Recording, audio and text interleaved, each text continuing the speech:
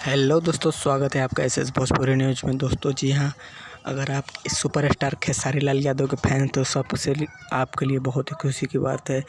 जी हाँ दोस्तों, एक खेसारी लाल का चैता सॉन्ग आने वाला है 12 तारीख को, जो कि उनके सबसे पहले पुराने कंपनी से रिलीज़ होने वाला है। बहुत ही लंबे समय के बाद अपना सॉन्ग रिलीज़ कर रहे हैं चैता, तो बहुत ही अच्छा सॉन्ग है।